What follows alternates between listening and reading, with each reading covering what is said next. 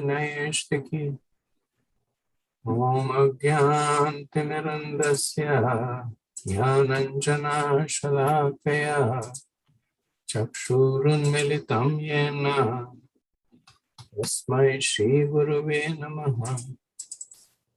श्रीचैतन्यमनोभीष्टं स्थापितं येन भूतले स्वयं रूप कदा मायं अति स्वापदान्तिकं वन्देऽहं श्रीगुरु श्रीयुतपथकमलं श्रीगुरून् वैष्णवंश्च। जय श्री कृष्ण चैतन्य प्रभु नित्यानंद श्री अद्वैत गदाधर श्रीवासादि गौर भक्तवृंद। हरे कृष्ण कृष्ण कृष्ण हरे हरे, हरे राम राम राम हरे हरे। मुखं करोति वाचालं पंगं लंघयते गिरिं यत्कृपातमहं वन्दे श्रीगुरुदीनतारिणं परमानन्दं माधवम्। Hare Krishna. So if you give me just a minute, I seem to be having some problem with my computer.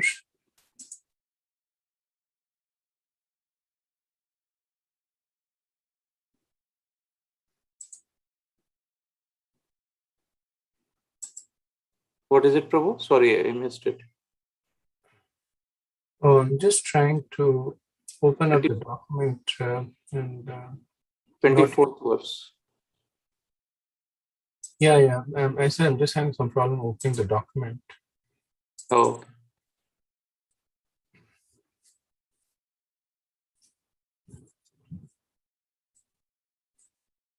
I'm restarting it. Give me a second. I'm restarting Word.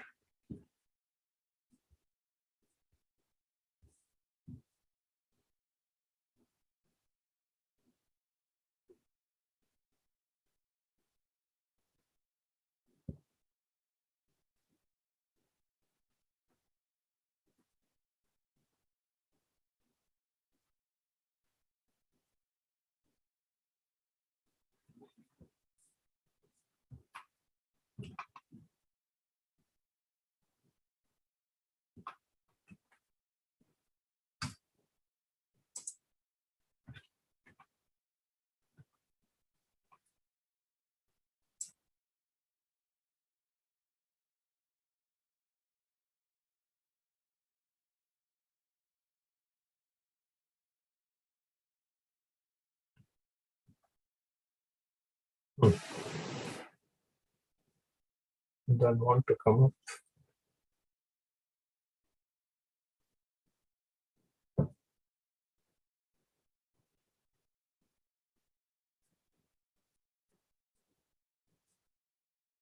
Maybe you have to restart the computer. Maybe. I think Prem Kishore Prabhu, if you can stop the recording, I'll restart the computer and log back in.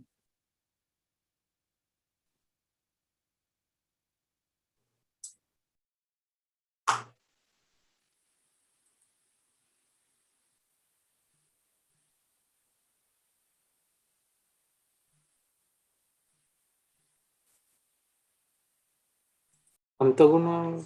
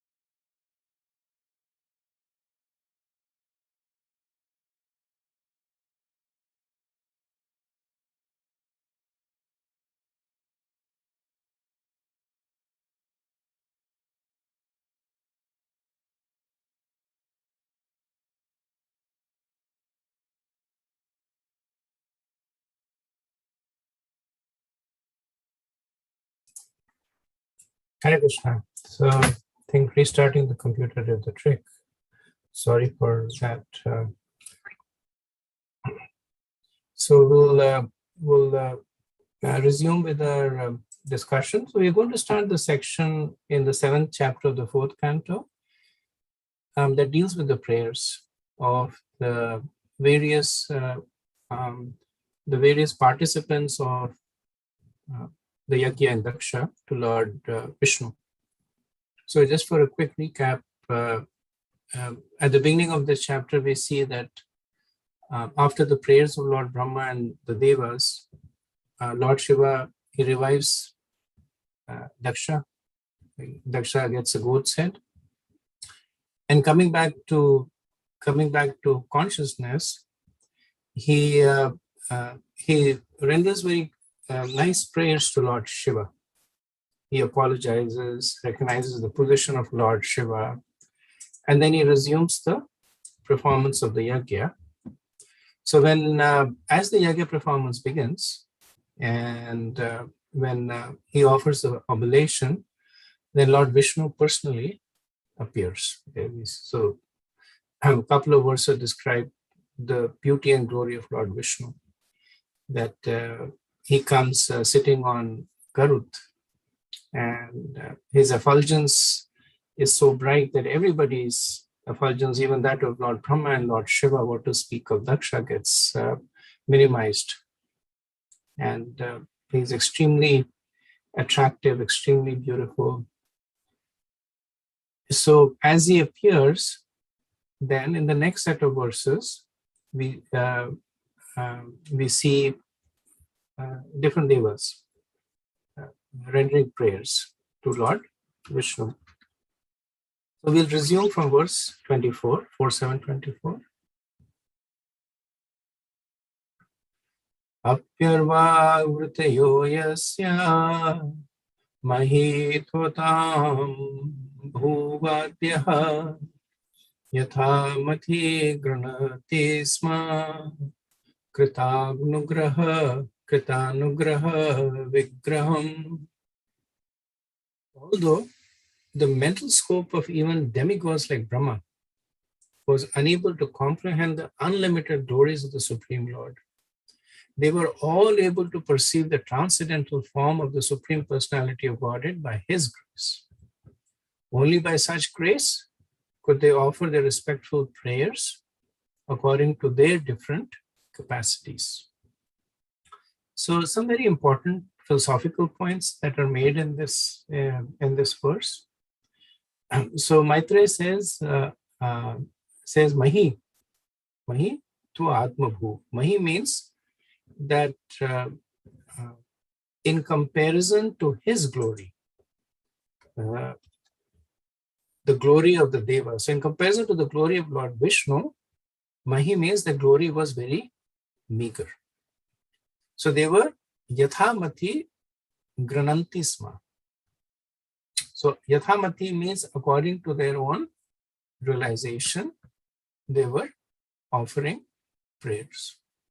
So we see this as a recurring theme in the Bhagavatam, that everybody has a right to pray, and everybody should pray according to their own levels of realizations. So being aware of your own levels is important, because it lets you connect with the Lord at that level, and it allows you to make advancements. So we see that here the Devas, they're sincerely praying, Yathamati Krananti Sma. So Krishna can absorb unlimited amounts of services. Not everyone can render service like Hanuman. When the Setu Bandhan was being done, Hanuman was bringing huge mountains. Not everyone can do that. But Lord Ram was appreciating even the service of a squirrel that was throwing pebbles into the ocean. So in all cases, the Lord is satisfied. We have to be sincere. We should not pretend, and we should not be lazy, in the sense that we should be according to our capacity. So if you have made sufficient advances, we should pray according to that capacity, not below it and not too much beyond it. And as the devotees render more and more service, their capacity automatically increases, their realizations also increases. So Prahlad Maharaj in 7th canto, he says, Tasmad aham vigata viklava ishvarasya. 9th chapter, he says that although I am born in a demoniac family, I may without a doubt offer praise to the Lord with full endeavor as far as my intelligence allows. So when Prahlad Maharaj was pushed to offer praise to Lord Narasimhadev, then there were exalted personalities like Lakshmi Devi, Lord Shiva and Lord Brahma present there. And Prahlad Maharaj did not become proud that he is over them, but he was also not intimidated. So he was saying that even though I'm not qualified, but I am qualified to offer praise as far as my intelligence allows. And then he says, why? Anyone who has been forced by ignorance to enter the material world may be purified of material life if he offers praise to the Lord and hears the Lord's glories. And so he says, anyone. So even if a person has a little bit of realization, they offer praise according to that realization, and then the purification will allow them further ability to render prayers. Later on in the 4th canto, we will see the prayers by the Prachetas. This is in the 30th chapter, where they will say that even great yogis and mystics who are very much advanced by virtue of austerities and knowledge and have completely situated themselves in pure existence, as well as personalities like Manu, Lord Brahma and Lord Shiva, cannot fully understand your glories and potencies. Nonetheless, they have offered their prayers according to their own capacities.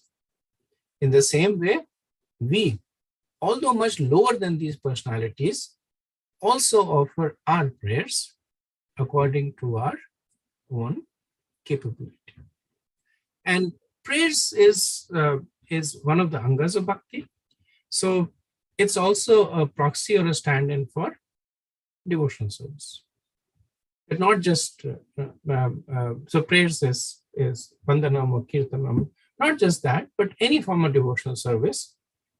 Everyone has a right to do it according to their own capacity. The Srila Prabhupada has a fairly long purport in this, just because the verse is so important. And I'll summarize the points that Prabhupada says. So Prabhupada begins by saying that the glories of Krishna are infinite.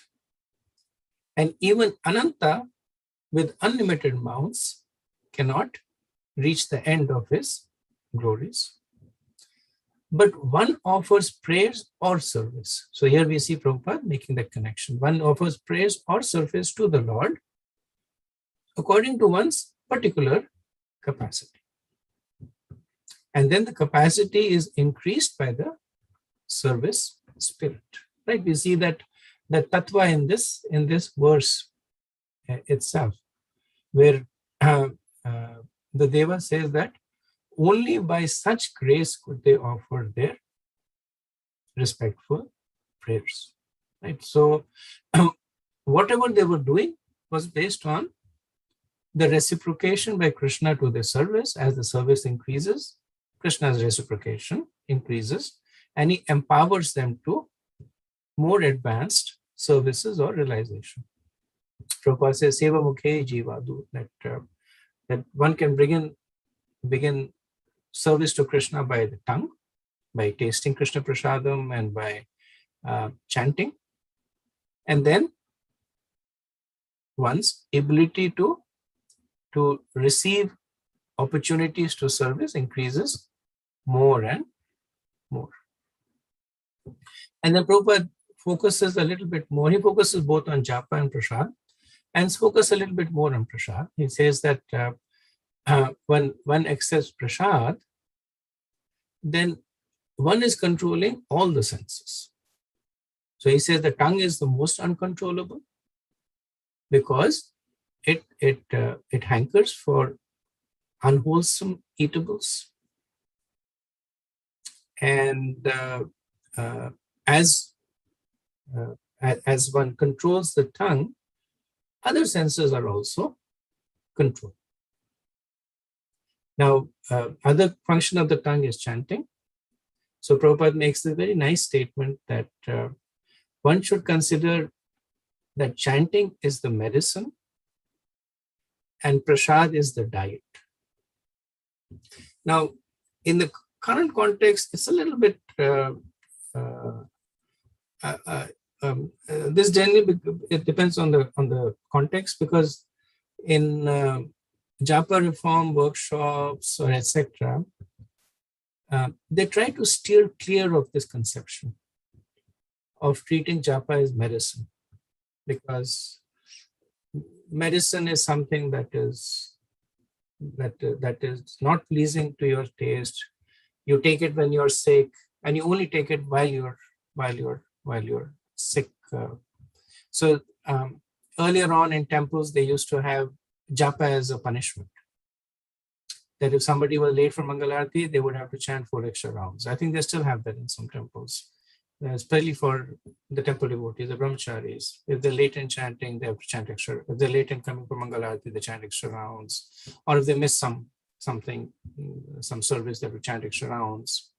And then in their mind, it builds this cross-reference that punishment is japa.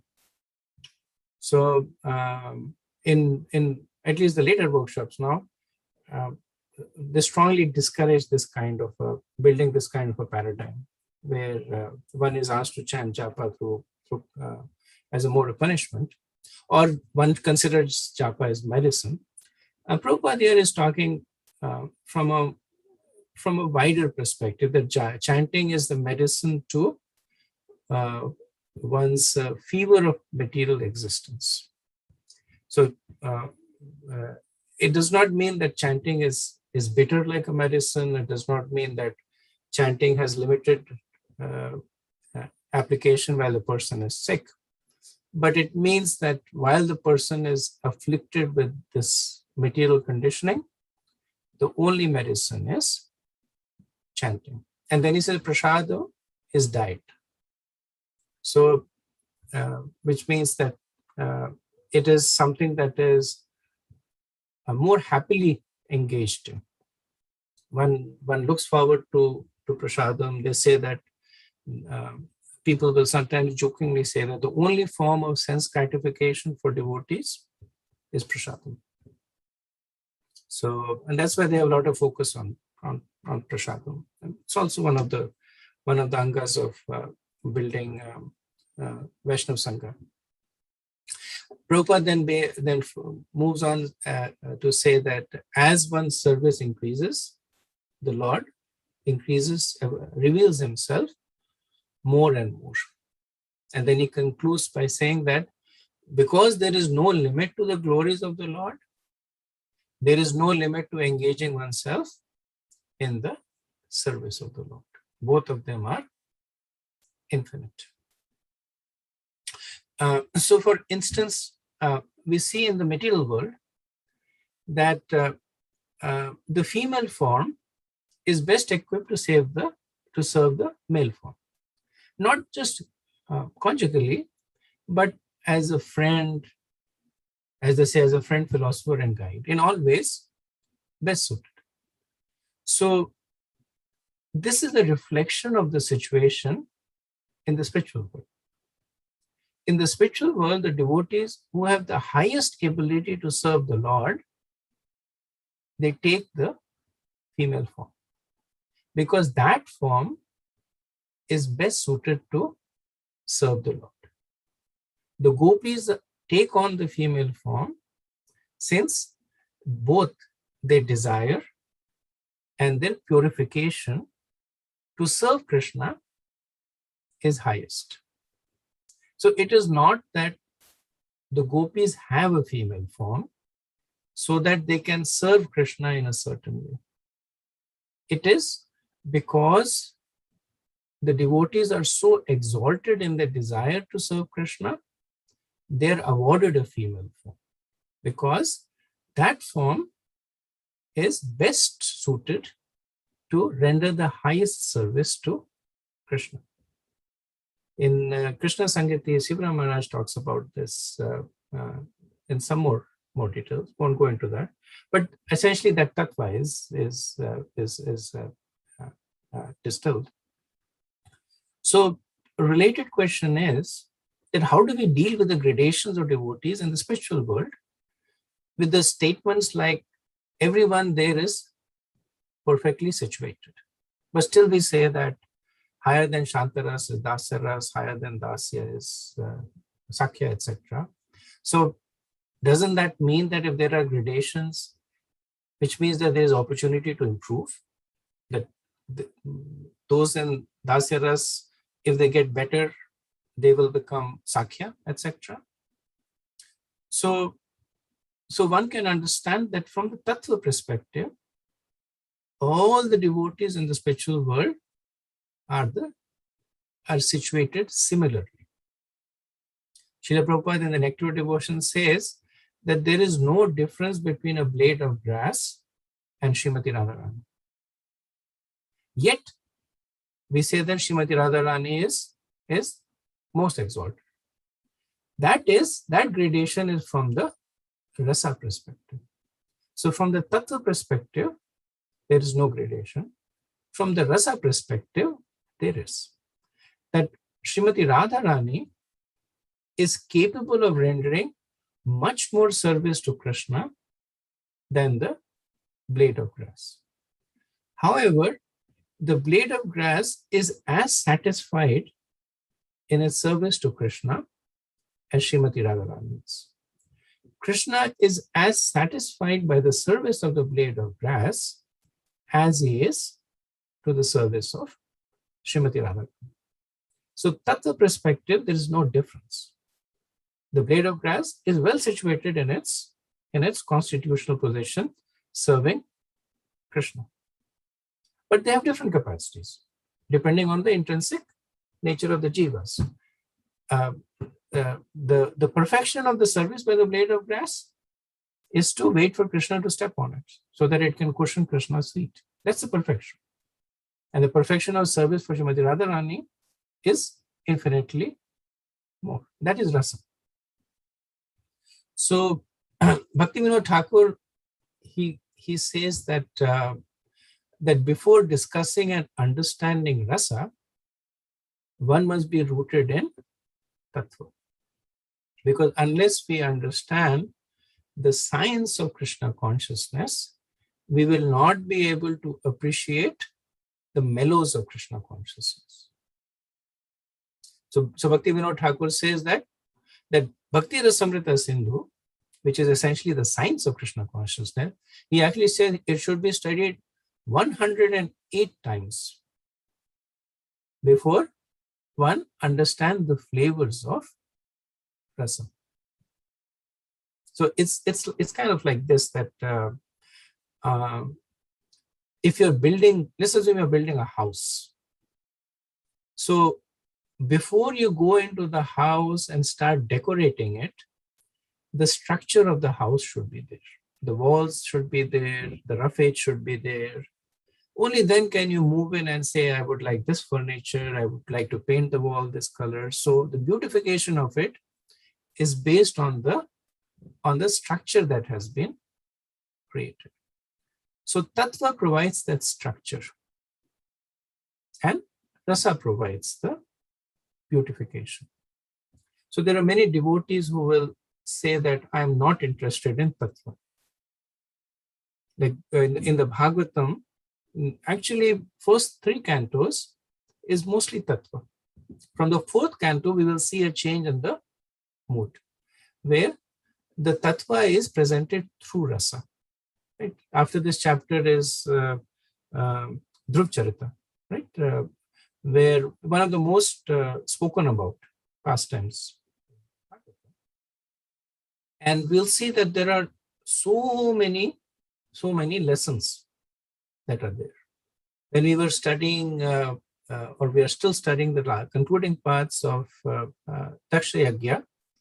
So in a way, it's a pastime. It's a lila. It's something that is happening. Right? It's a story that's happening.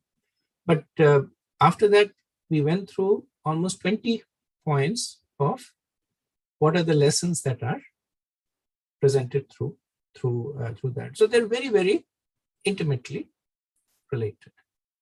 So Prabhupada cautions about this also, that the dangers of approaching rasa without tattva is that one will become a sentimentalist with weak conviction, or become a sahajya, which is a pretender. And the danger of staying in tattva without appreciating rasa is that one will become a mental speculator. So Bhagavatam offers us both. The first 3 cantos, mostly tattva. Now we will start seeing these rasas. We'll see maternal love in Dhruva pastime. We'll see the love of his mother, the rejection by his stepmother, the anger of Dhruva, the determination to execute devotional service. So it reads as a very exciting story. The rasa is there, but underneath that rasa is the tattva. So this verse seemingly innocuous, but it does begin to launch us in that mood of now beginning to appreciate pastimes from the perspective of realizations.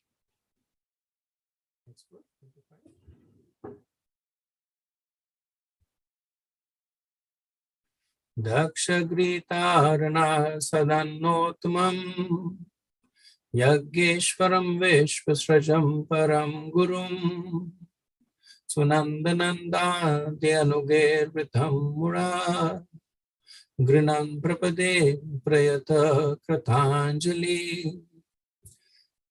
When Lord Vishnu accepted the oblations offered in the sacrifice, Daksha the Prajapati began with great pleasure to offer respectful prayers unto him. The Supreme Personality of Godhead is actually the master of all sacrifices and the preceptor of all the Prajapatis. And he is served even by such personalities as Nanda and Sunanda. Okay, next verse, 26. Dakshuvacha Shudam Sudamnya Uparata Kila Buddhyavastham Chinmatramekam Abhayam Pratishdaya Maya Tishtham Saeva Purushatvamupetyatasyam Aste Bhavan Aparishuddhevatmatantra. Daksha addressed the Supreme Personality of Godhead. My dear Lord, you are transcendental to all speculative positions. You are completely spiritual, devoid of all fear. And you're always in control of the material energy. Even though you appear in the material energy, you are situated transcendently. You're always free from material contamination because you are completely self-sufficient. So beginning from verse 26 until verse 47, we see the prayers by various personalities to Lord Vishnu. So in these 22 verses, 19 personalities will offer prayers to Lord Vishnu. And all the prayers, with the exception of 2, all the prayers are one verse only. The Yogeshwaras, they will offer prayers in 2 verses, and the Brahmanas will offer in 3 verses.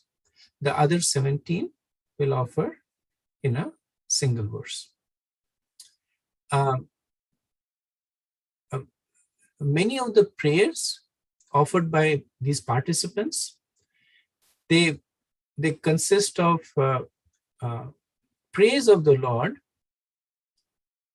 without sufficient understanding of his glories, and some indirect criticism or blame of others. So Vishnu Chakravarti makes this point that it's not it does not violate the premise laid in the previous verse, where it was said that one should pray according to one's understanding. So here he says that they're praying the Lord without sufficient understanding of his glories. It just means that they're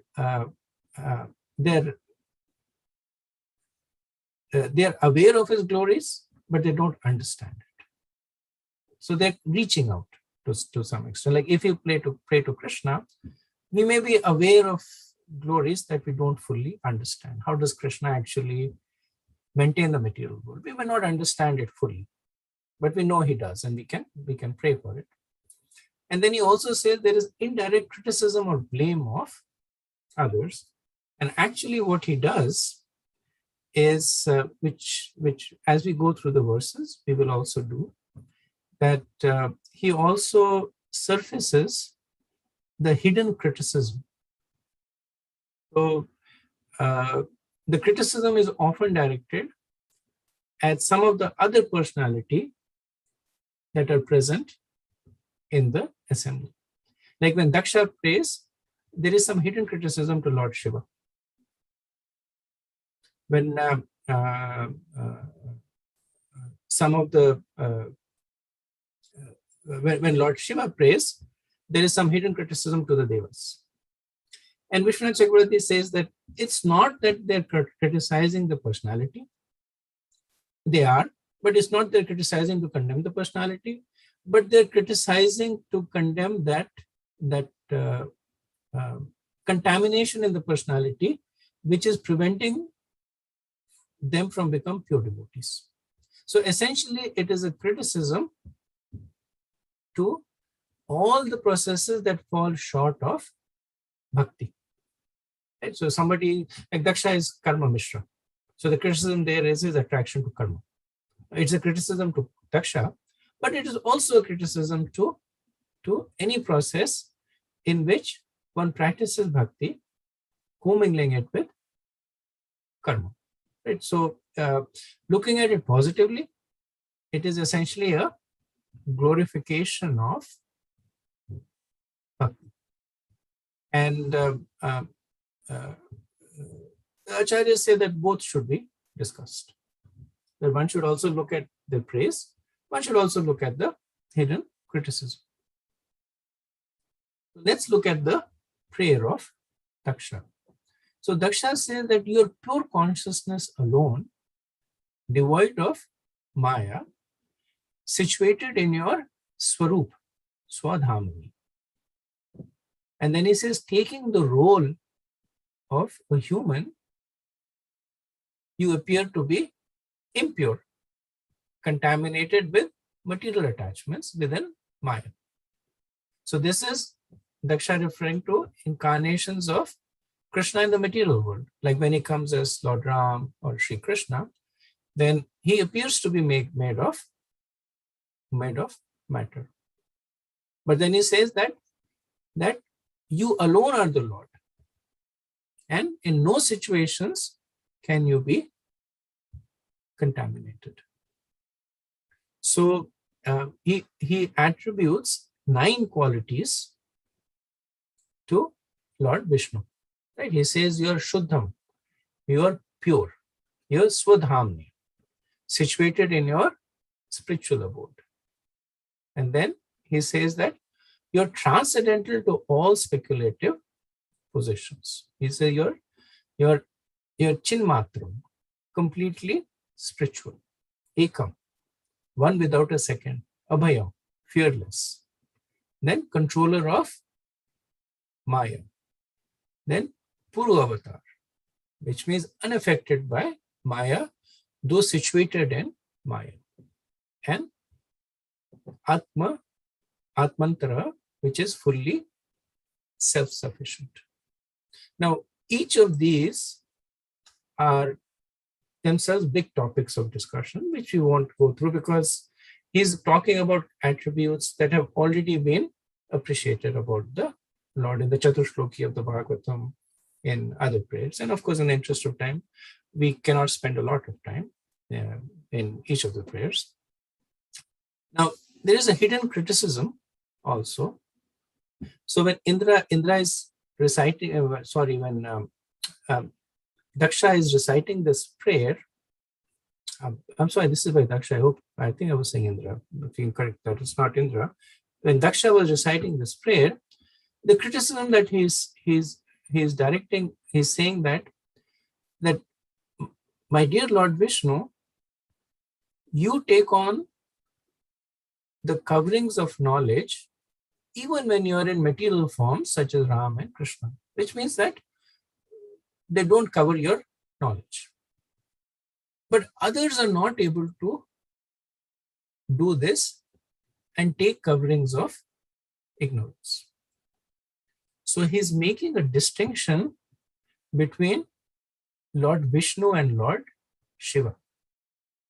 So he's saying that when you come, you are, even though within the material world, you're never off the material world, but only you can do it. Others like Lord Shiva, they're not able to do it. So when they come into this material world, they actually get contaminated by the ignorance.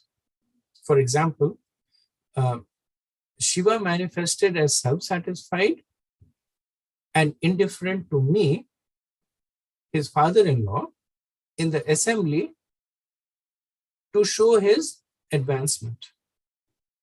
Right? So he's pointing out why is Lord Shiva inferior to Lord Vishnu. So he's saying that Lord Shiva pretended to be Atmaram, and he pretended to be materially indifferent because he said, I am his father-in-law. He does not give any importance to material relationships, so he ignored me. But on the other hand, when you heard about the death of Satyajit, then you began to cry. So this appears, of course, in the 10th canto, in 57th chapter. And you went to Satyabhama and Balram in a piteous state. You were crying. So this does not mean that you were materially contaminated. What it means is that the perfect demonstration of spiritual completeness is inclusive of all kinds of emotions. Because Lord Shiva does not understand this, he is neglecting these emotions and pretending to be spiritually advanced. Actually, respect to elders, having feelings of humility, showing respect, you show that and you are spiritually perfect. Lord Shiva does not show that, which means that while pretending to be, he does not have that spiritual perfection. Vishnu Chakravarti says, another meaning is that Daksha, by glancing scornfully at Lord Shiva, committed an offense. Even after the offense was forgiven by Lord Shiva, he still maintained a material conception of the Lord. Thus, because of that offense, he is saying that the Lord has a material form. So this is another way for, if you interpret the Sanskrit of the verse, then where Daksha is saying that whether, oh Lord, when you take a material form, you're covered with knowledge. It can also be read as when you take a material form, your knowledge is covered. So Vishnu Chakravarti says that because Daksha is still infested with the offense of blaspheming Lord Shiva, he is not able to appreciate the fact that Lord Vishnu has a spiritual form. So in this convoluted consciousness, he's making this statement. And then he says the real meaning should be understood as follows: that, oh my Lord, you are situated in Vaikuntha. So you're Sodharmani. You accept the form of Purusha, creator of the Mahatattva, along with Maya, and reside within the living entities who are covered with Maya. So the Lord may appear to be impure, but he is not. Though he is situated in Maya, he is transcendental to Maya, but Lord Shiva is not. Okay. Next verse, verse 27. Ritvija uchu tatvam na te vayam ananjanurudra shapa karmane avagraha dhiyo bhagavan vedamaha dharmopalakshanam idam trivardadhavarakhayam gyatam yadartham adideva madho vyavasthata. The priest addressed the Lord saying, O Lord, transcendental to material contamination, by the curse offered by Lord Shiva's men, we have become attached to fruitive activities. And thus we are now fallen and therefore do not know anything about you. On the contrary, we are now involved in the injunction of the three departments of the Vedic knowledge under the plea of executing rituals in the name of Yajna. We know that you have made arrangements for distributing the respective shares of the demigods. So what's the prayer over here? They are saying that Rudra Shapa, that because of Nandi's curse, we are now absorbed in karma, karkand, and do not know the truth about you. They say Tattvam na te vayam. We don't know about the truth about you. But this much we know, that you are Yajna, that you are sacrifice, and therefore we are executing Yajnas mentioned in the three Vedas. Through these Yajnas, the Devas are also being nourished. So the criticism over here is directed to Daksha. That how can Daksha know you? So the priests are saying that that you are beyond the contemplation of anything material. So Ananjana. So we know your form as the sacrifice that yields artha, karma, and dharma. So this is what they say as the three vrata. That the three vrata is artha, karma, and dharma. That is collectively commonly known as dharma. And the result of this sacrifice is that there is an arrangement of the share of the devas to be received by them according to their respective qualifications. The Prabhupada notes in the purport that the Vedas, they largely talk about material moods. This 245 Triguna Vishaya Veda. And the material followers are attached to those portions of the Vedas. Yamimam pushpitam vacham pravashante avashante pravadevata. So this is 242. Those who have transcended the qualitative Vedic attractions, however, can understand Krishna, who is never contaminated by material qualification. So this is why there is implicit criticism of Daksha, because Daksha is essentially the leader of Karamkandis. So because he is so absorbed in the Traiguna Vishaya Veda, he is so much absorbed in the Yamimam Pushpitam Vacham that he would not be able to understand. But the priests are saying we are also like that. That because of the curse of Nandi, we are not able to see anything beyond that. Okay, verse 28. Sadasya uchu utpatyadhavanya sharana uru klesha durgontakogra vyalan viste vishaya mrigatrishyatma gerubhara vandaswabre kala mriga bhaishukta vegyasartha padukaste sharananda kadayati kamo prashasta. The members of the assembly address the Lord. O exclusive shelter for all who are situated in troubled life. In this formidable fort of conditional existence, the time element, like a snake, is always looking for an opportunity to strike. This world is full of ditches of so-called distress and happiness. And there are many ferocious animals, always ready to attack.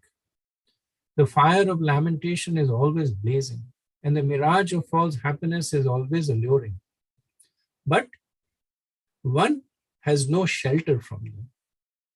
Thus, foolish persons live in the cycle of birth and death, being overburdened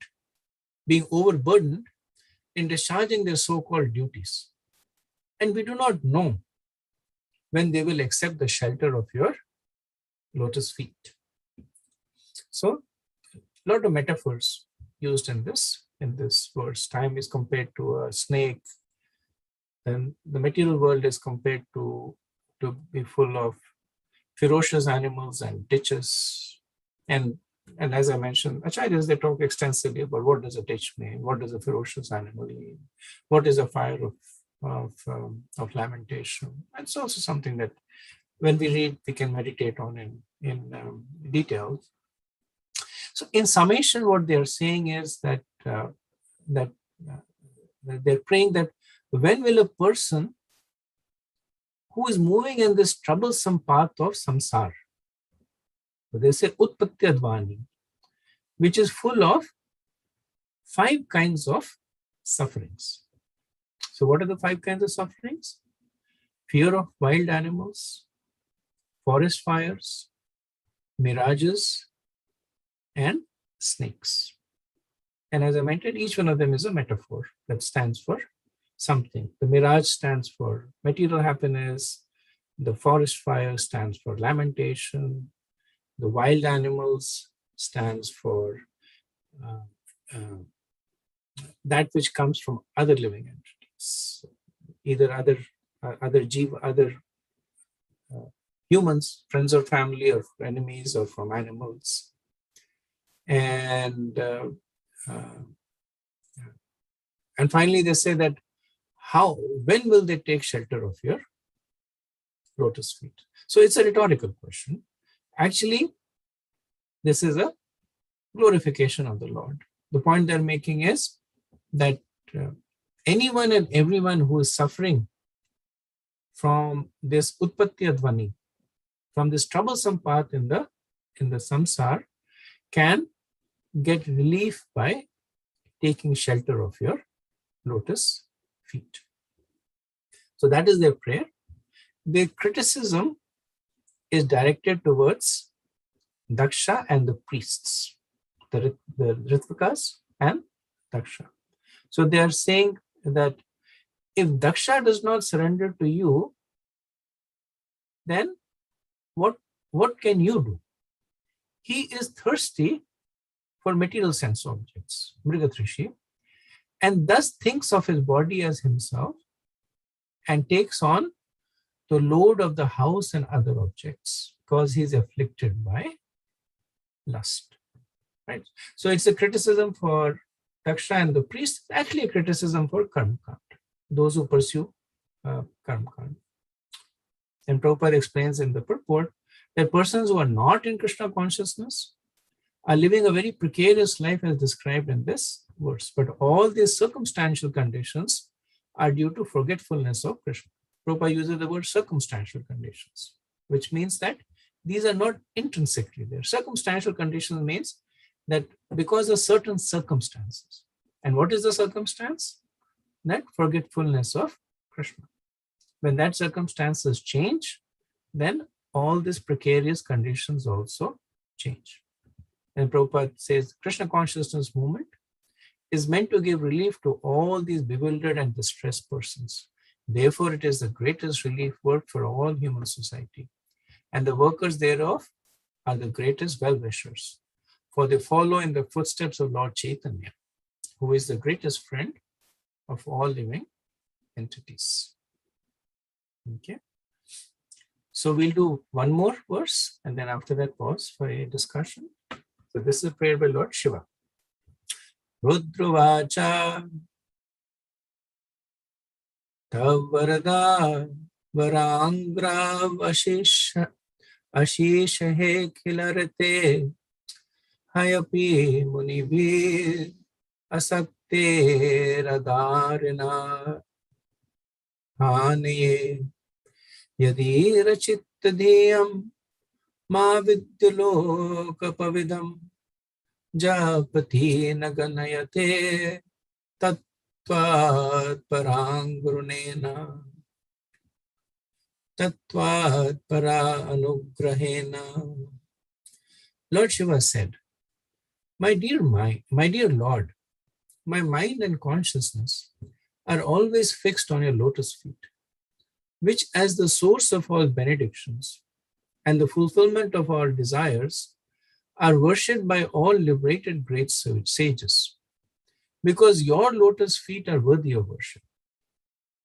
When my mind fixed on your lotus, with my mind fixed on your lotus feet, I am no longer disturbed by persons who blaspheme me, claiming that my activities are not purified. I do not mind their accusations, and I excuse them out of compassion, just as you exhibit compassion towards all living entities. Right? So the Lord Shiva's prayer is pretty straightforward. So firstly, he prays according to his position. He says that my mind is fixed on your lotus feet, which is Ashesh Akhila Arte. Ashish means benediction, and Akhila Arte means all, which is the source of all kinds of benedictions, and which is worshipped even by great liberated sages, or Arapiya. So even not just me, but personalities were greater than me. They also worship you. Then he talks about his position. He says, I do not consider the criticism of the ignorant against me to be significant. Why? He says, Tvat para anugranena. Not because I am advanced, but because in reciprocation to my service to you, you give me that consciousness by which I am unconcerned about the criticism to others. So this is the prayer of Lord Shiva. The implicit criticism here is that those who do not, and this is of course directed to Daksha, that those who are like Daksha and who do not have this understanding about my position, that my mind is fixed on your lotus feet, they criticize me that I have broken the rules of good conduct. He said that is only gossip. Because of a great mercy, or because of the mercy of the devotees, I do not get disturbed by it. So Prabhupada here says that Lord Shiva expresses regret at having been angry and having disturbed by the having disturbed the sacrificial activities of Daksha. King Daksha had insulted him in many ways, and thus he had become angry and had frustrated the entire sacrificial ceremony. Later on, when he was pleased, the yajna performance was reinstituted, and therefore he regretted his activities.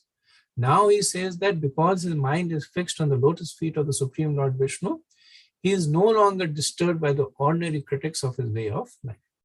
From this statement by Lord Shiva, it is understood that as long as one is on the material platform, one is affected by the three modes of material nature. As soon as one is in Krishna consciousness, one is no longer affected. And as a reference, there is also a praise by the Prachetas, again in the 4th canto, 30th chapter, where they say that we beg to offer our obeisances and to you. When the mind is fixed upon you, the world of duality, although a place of material enjoyment, appears meaningless. When there is a glass full of water, and then you put salt, sugar, I'm sorry, this is not the verse, this is the explanation of the verse, that the point is made that if there is a glass full of water and you put some salt or sugar in it, then the taste of that water in the glass will change. But if you take that spoon of salt or sugar and put it into a lake, then there'll be no difference, no discernible difference. So similarly, when one's mind is fixed with the love of Krishna, then it's like an ocean. And you can add so many spoons of material criticism to it, but it will not make any discernible difference. The Prabhupada quotes 1854, that the only remedy, therefore, is to continue with Krishna consciousness rigidly in order to get out of the contamination of the material modes. Okay, so let me pause here and see if we have any discussion.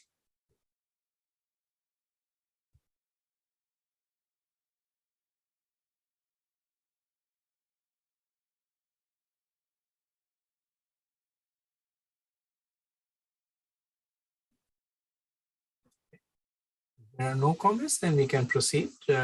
Verse 30. Hare Krishna, Guruji. I have one question. So basically, like you were talking about prayers, right? And praying according to, your level. And so when we're asked to repeat the prayers of the previous acharyas, they are basically like very highly elevated prayers, and it's said that they're like one of the best. They're best. Basically, instead of creating our own, we should repeat their prayers for our purification. So what do we do then? Same principle applies there also. So when we repeat the prayers of the acharyas, then we repeat those prayers that we have some access to. Because acharyas have many prayers, some of them very, very, very, very exalted prayers. And if you are sincerely repeating those prayers, we are basically essentially taking shelter of firstly is their eloquence, but also of their realizations. So we align it according to our own level of advancement, right? So Kunti Devi prays that may these material miseries come to me again and again, right? So if we don't have those level of realization, it's not expected for us to pray. And the gopis pray for intimate conjugal engagement with Krishna.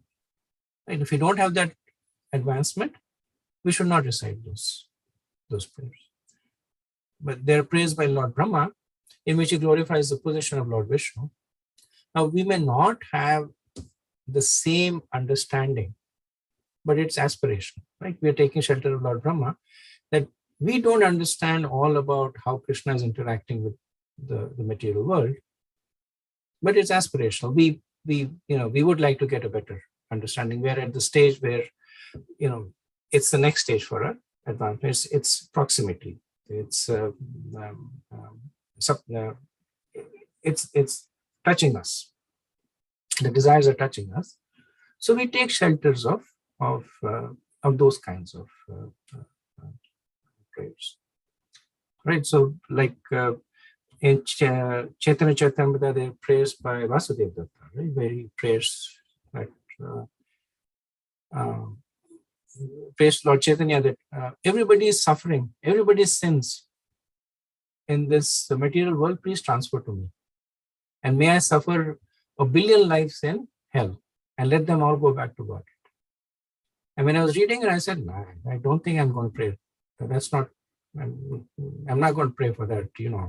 I may not pray that my sins be transferred to other people, but at least I'm not going to pray that other people's sins get transferred to me. Now, there, of course, the prayers are there because they're for inspiring us, but we pray according to where we see ourselves sincerely comfortable at that point of time.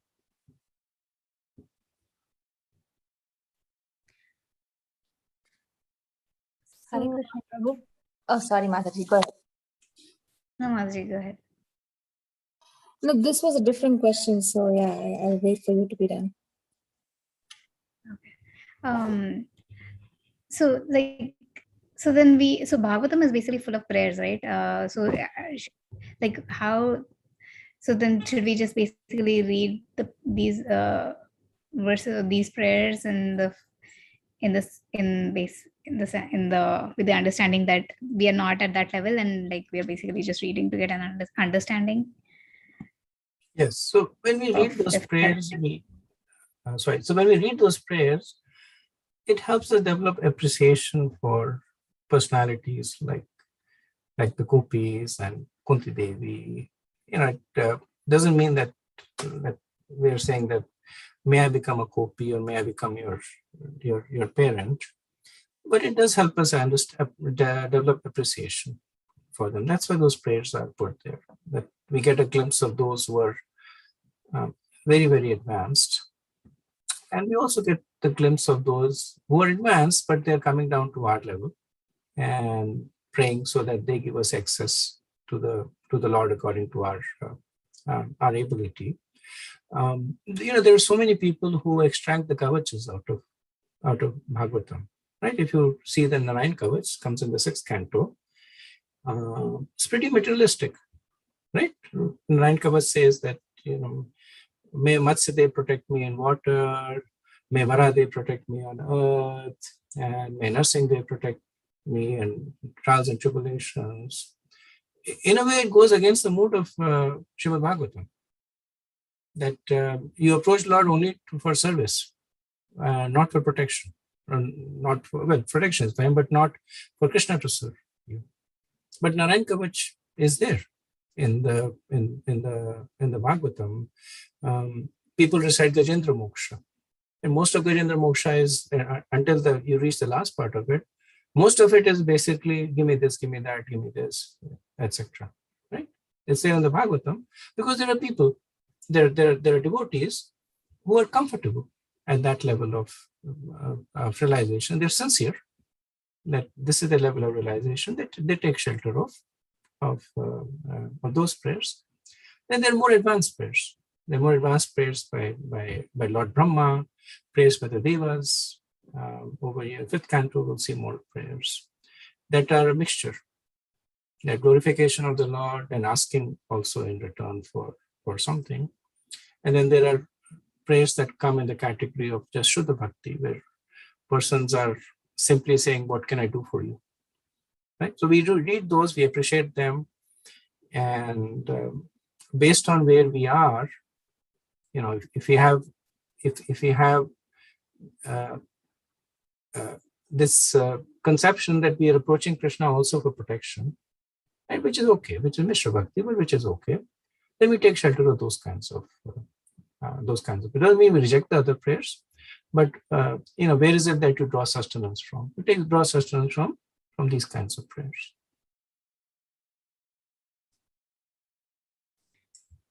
Yeah, this is very interesting and very helpful for me, Project, because I've I used to pray, I used to repeat the prayers sometimes, and of these pure devotees, and sometimes I felt that they were coming true, and I wasn't ready for it. So then I got a little scared that these actually work when I actually apply it. So I didn't know what to pray, and but yeah, this is definitely helpful. Another point that you made was prayer and service. So you mentioned about something around, I think I missed that. Did you mention if you're serving, then you don't need to pray or something like that? So typically, like Prabhupada would say that, our only prayer to Krishna should be, how can I serve you? That should be when we chant, that's our only prayer, right? How can I serve you? But the point I was making is there are many prayers that are asking for service from Krishna. Case in point being Narayan Kavach, right? Narayan Kavach is basically 26 verses. Each verse is asking for one particular kind of service from Krishna. You protect me in foreign countries, protect me on the hill, protect me in water. And there's not much saying that, oh Krishna, how can I serve you? But nevertheless, Narayan Kavach is there in the Bhagavatam. And I know of many very, very sincere devotees who recite Narayan Kavach on a daily basis. It doesn't make them materialistic, grossly materialistic. They're just, they're just pragmatic. That at least the mode is that I'm praying to Krishna for material protection so that I can nourish my spiritual life. So there's that connection. It's not just give me material protection and full stop after that, right? They connect it to give me material protection so that I can continue to serve you spiritually. But nevertheless, it is asking for service, right? So those prayers are there. They come, they are in the category of more, for the lack of a better word, they're more lower order prayers, and they're elevated prayers also. Thank you, Prabhu.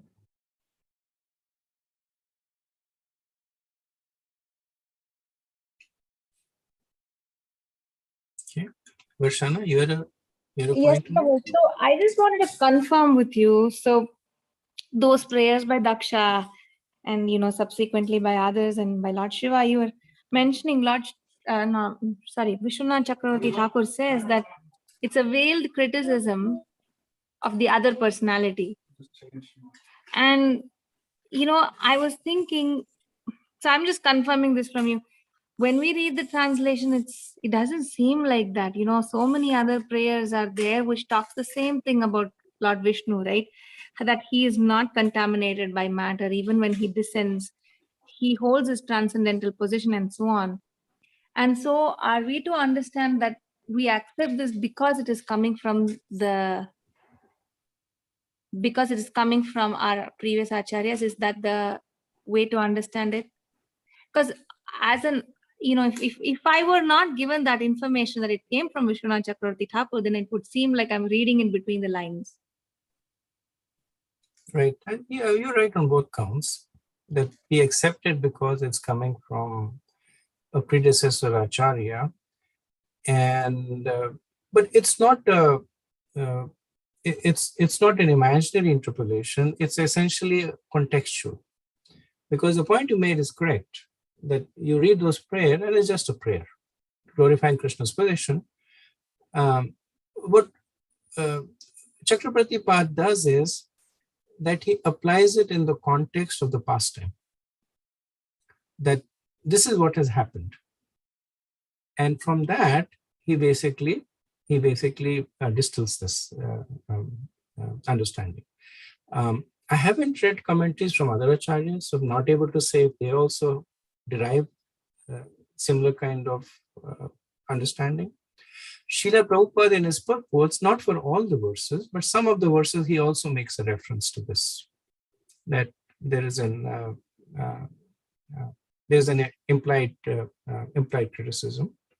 Predominantly, the first point you made is what we take shelter of, that is coming from a bona fide source of predecessor Acharya.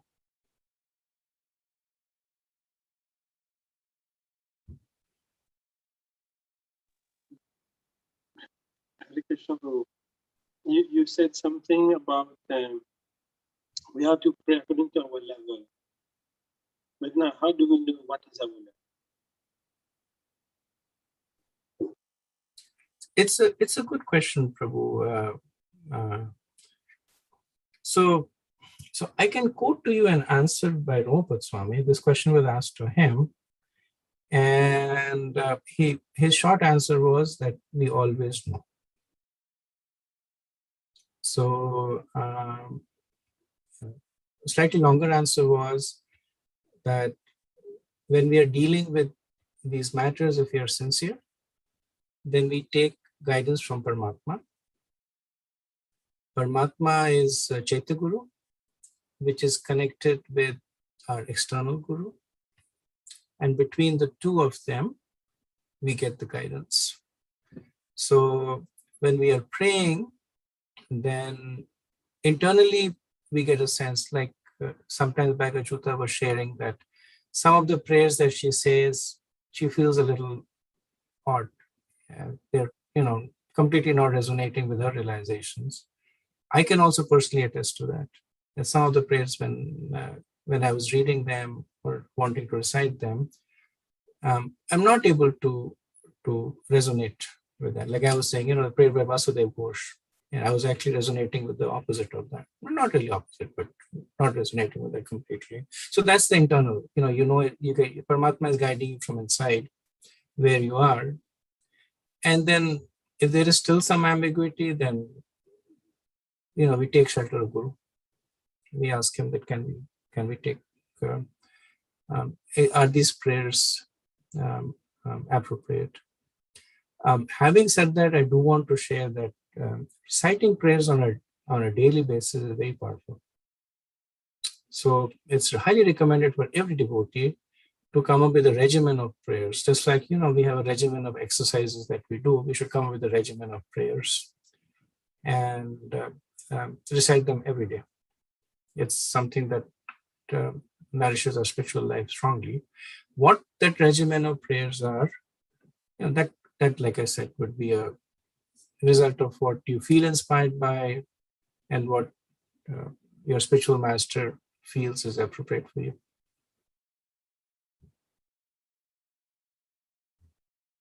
Thank you, Prabhu. Just one more thing. There's some of the previous Acharya and then singing the morning arti, Tulsi arti. All this can be considered prayers. The Sisastakam. Absolutely. Each one of them is a prayer. And Srila Prabhupada actually constructed his morning programs as a sequence of prayers with increasing levels of realizations.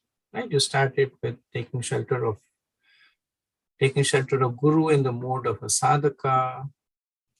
Then you take shelter of Tulsi Devi in the mood of Raghunag Bhakti. So even though we are not at that stage, Prabhupada gives us that stage. Like when we pray to Tulsi Devi, then we are not sadhakas at that time, right? We are basically Raghunag Bhaktis. We are saying that Neno Harivo Sada Jugal Ruparasi Seva Adhikara Deo Moro Nicha Dasi. We are saying, make us a personal maid servant of Krishna. We don't have any qualification for this, right? We don't have any qualification of saying that I want to personally witness the pastimes of Radha and Krishna with all the contamination we have. Prabhupada gave it to us because mercy of Chaitanya Mahaprabhu, right? And then between where we are, which is taking shelter of Guru, and where we want to be, which is perfected devotee, what does he give after that? Chanting. That's the bridge that connects us between the two. And then after that, there is the reaffirmation of the position of Guru. And after that, there is Guru Puja.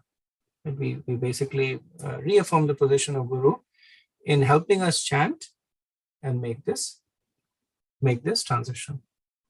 And then after that, with enough experiential, then we get the tattva.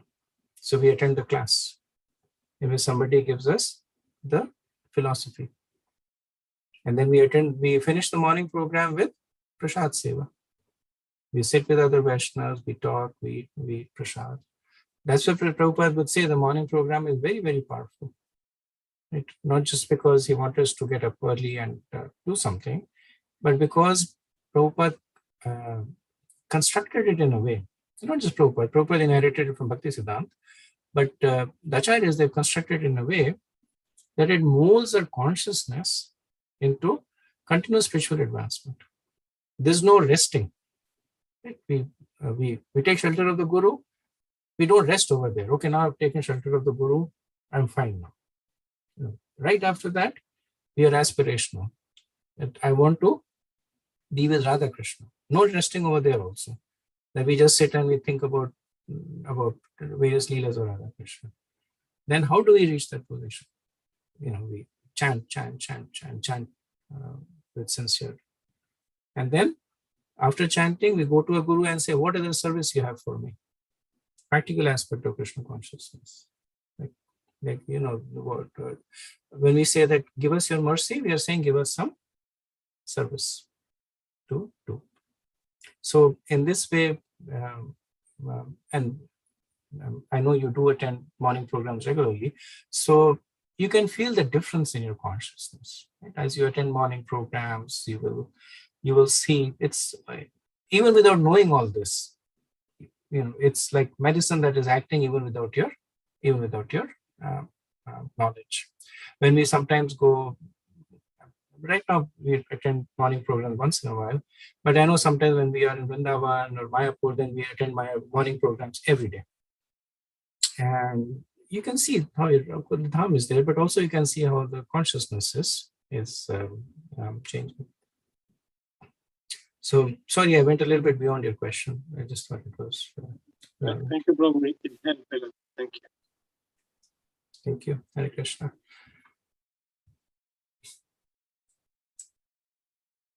Okay, so we'll move on to... Almost out of time. Do not realize that.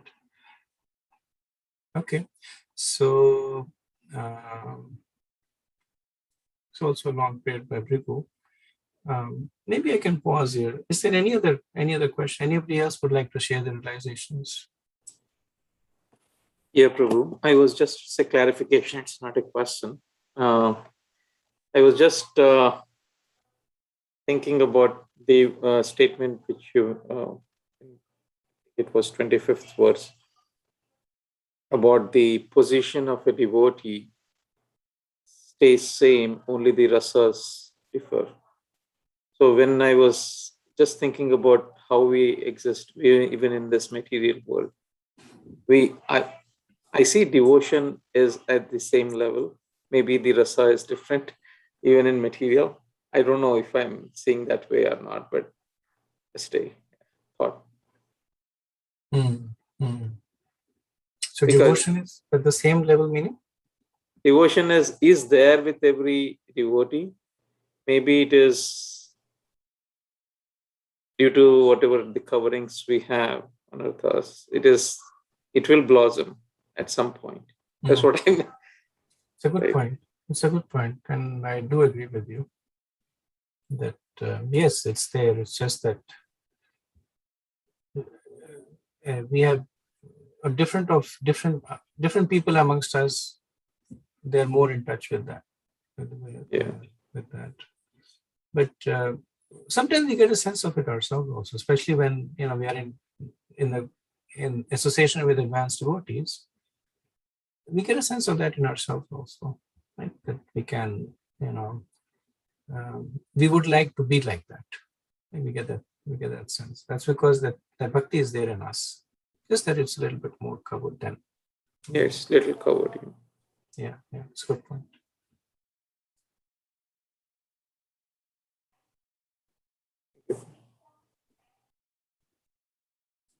Okay, any other thoughts? A couple minutes.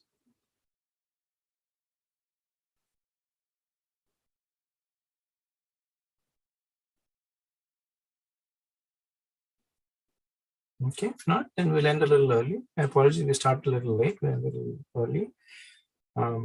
Try and make it up on Wednesday. Vanchakalpatarubhayaschet kripa sindhubhayeva cha patitanam pavanebhyo vaishnavebhyo namo namaha. Anantakoti Vaishnavrinda ki jai, Srila Prabhupada ki jai, Sai Gaur Premanandi. Hare Krishna. Thank you very much. Hari Om.